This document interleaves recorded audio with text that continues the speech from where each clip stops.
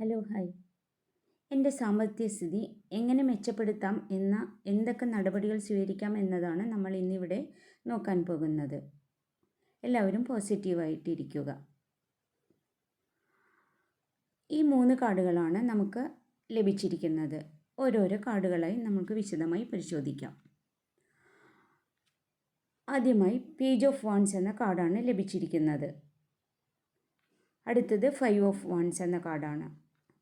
മൂന്നാമത്തത് ace of pentacles.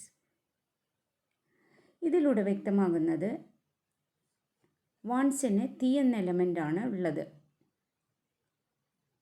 പുതിയ ചിന്തകളുടെയും ആഗ്രഹങ്ങളും ഈ കാർഡ് സൂചിപ്പിക്കുന്നു. പുതിയ അവസരങ്ങൾ അന്വേഷിച്ചിട്ടുള്ള ആവേശം, തിക്കും തിരക്കും ഉള്ളിൽ നിറയുന്ന ഒരു സമയമാണിത്. ആശയങ്ങൾ പ്രാവർത്തികമാക്കാനുള്ളൊരു സമയം കൂടിയാണിത്. ആദ്യമല്ല നമ്മുടെ ആശയങ്ങൾ അത്ര വിജയിച്ചു കൊള്ളണമെന്നില്ല, എന്നാലും ഒരു വിശ്വാസം കൈവിടാതെ മുന്നോട്ട് പോകാൻ തന്നെയാണ് വാൻസുകൾ പറയുന്നത്. അടുത്തത് 5 ഓഫ് വാൻസ്. ഈ കാർഡ് സൂചിപ്പിക്കുന്നത് പോലെ തന്നെ ഒരു മത്സരം, ആശയവിനിമയത്തിൻ്റെ ചേരിതിരിവ്, ഇതെല്ലാം നമുക്ക് ഈ നമ്മുടെ ജോലിയിൽ കാണാവുന്നതാണ്, പ്രവർത്തന മേഖലയിൽ കാണാവുന്നതാണ്.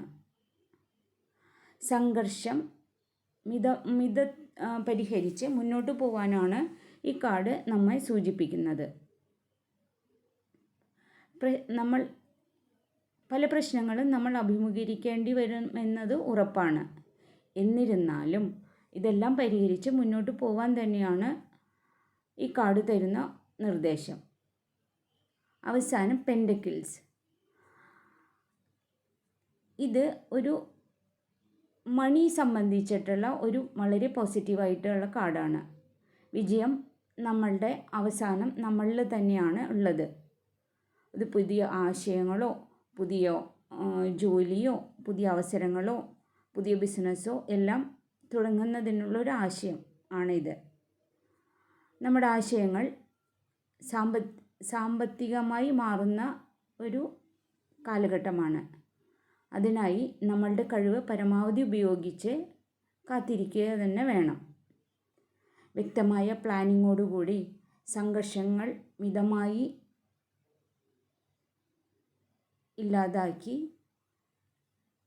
വരുന്ന അവസരങ്ങൾ ഉപയോഗിച്ച് പ്രവർത്തിക്കുകയാണെങ്കിൽ കാലതാമസം ഉണ്ടായാലും സാമ്പത്തികമായി നമ്മൾ മെച്ചപ്പെടുമെന്ന് തന്നെയാണ് ഈ കാർഡുകൾ സൂചിപ്പിക്കുന്നത്.